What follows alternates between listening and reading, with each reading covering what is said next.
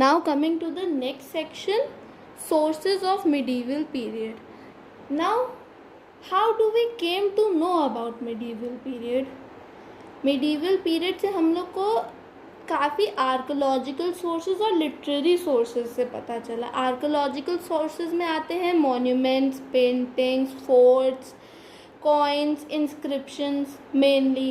And literary sources में आते हैं biographies, autobiographies, chronicles, correspondence and other court records. So इन सब चीज़ों से हमें पता चलता है कि मिडीवल पीरियड में क्या क्या होता है. And these are reliable sources. So coming to archaeological sources, monuments. Archaeological sources includes temples, palaces, mosques, forts, tombs, coins, inscriptions, utensils, tools, weapons, ornaments and paintings.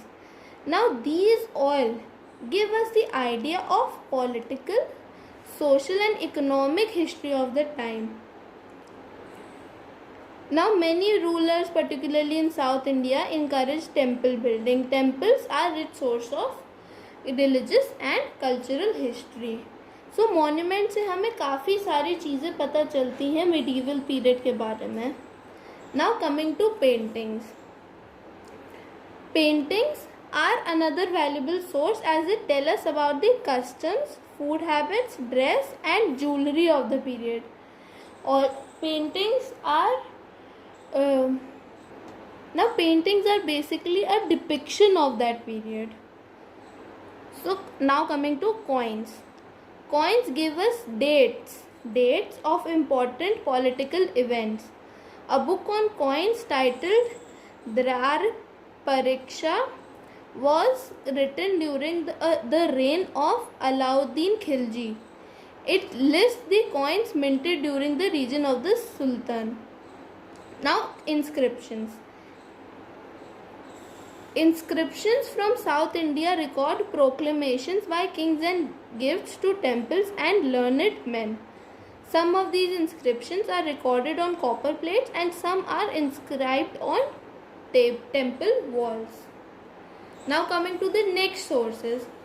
So basically there are only two sources, archaeological sources and literary sources. Archaeological sources में सब heading में आते हैं monuments, paintings, coins and inscriptions. And now the second source, literary source. Literary source, now paper was easily available in that period, so many literary sources are available to us. Literary sources include chronicles of court historians, biographies, autobiographies, farmers and correspondence of the kings and other court records such as those regarding justice and taxes and travelogues. Now coming to the first subheading, chronicles. Chronicles are the written records of the kings, their reign and their life at the court. Most kings had court chronicles who wrote in detail about what happened during their reign. Most of these writings are in Persian and Turkish. Now some of the important chronicles of the medieval period are here. Raja Taranjini by Kalhana is a history of the kings of Kashmir. Tariq-e-Firoz Shahi is by Ziauddin Barani, describes the history of the Sultanate of Delhi till the reign of Firoz Shah Tughlaq. Now Tariq-e-Firoz gives a hint of that it will be regarding Firoz Shah Tughlaq. Now Tariq-e-Farishta is again a hint that it is written by Farishta.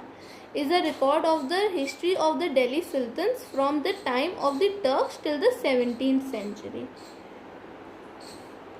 Now Khaza-inul Futuh and Tughlaqnama by Amir Khusru deal with the reign of Khaljis and Tughlaqs. So these chronicles are important as they give an in-look on how the courts at that time by kings and queens were ruled.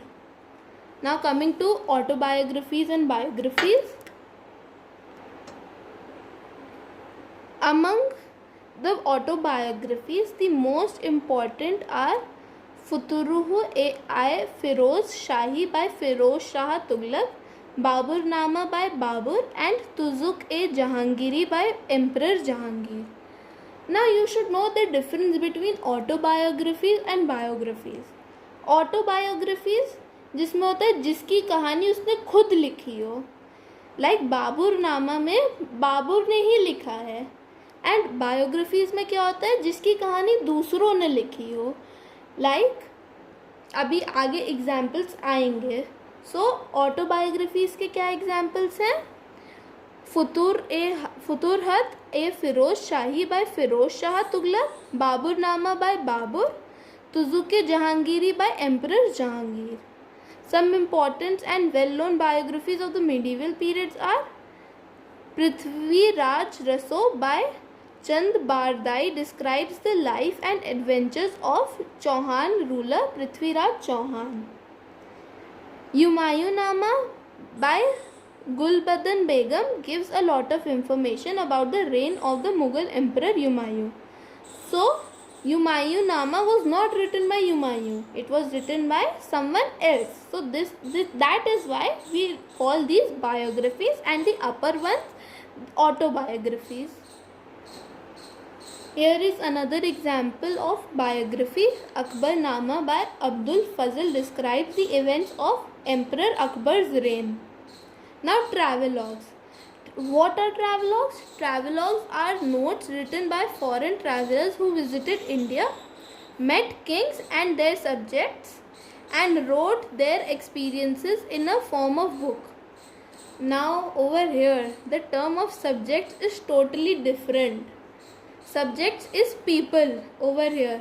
Like they met kings and some people and wrote their experiences in a form of book. So travelogues are also very important because वो क्या करते हैं, वो हमें जो foreigners, जो travelers हैं, उनकी नज़र से भी बताते हैं कि what was in their eyes the medieval period. Now some of the well-known visitors who wrote travelogues are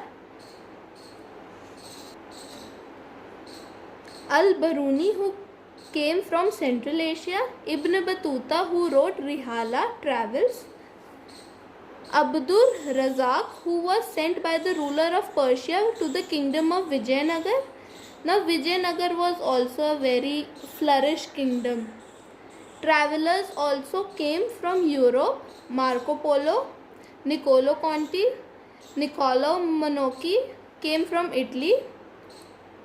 Diorer Barbosa, Domenico Peos from Portugal, Ralph Fitch, William Hawkins and Sir Thomas Roe from England, and Bernier and Tavernier from France.